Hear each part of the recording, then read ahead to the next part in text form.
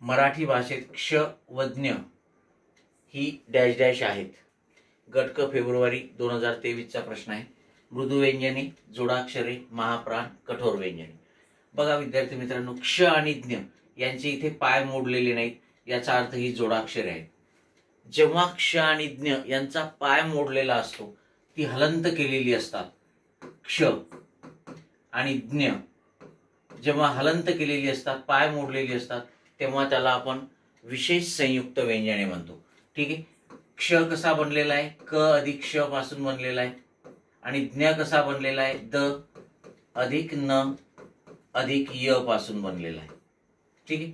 पण जेव्हा यांचा पाय मोडलेला नसतो तेव्हा मात्र याच्यामध्ये असमाविष्ट केला जातो आणि मग ती जोडाक्षर होतात.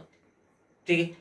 आता क्ष आणि ज्ञ हे आपल्या वर्णमालेतील, मराठी वर्णमालेतील परंपरेने चालत आलेले, आपण लिहित आलेले विशेष लेखन चिन्हाकार आहेत आणि मुळात ती जोडाक्षर आहेत असं शासनाच्या परिपत्रकात म्हटलेलं आहे.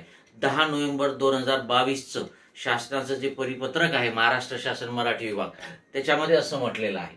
ठीक आहे. आणि त्याच परिपत्रकानुसार क्ष आणि ज्ञ यांचा आपल्या मराठी वर्णमालेमध्ये विशेष संयुक्त व्यंजने म्हणून समावेश करण्यात आलेला आहे.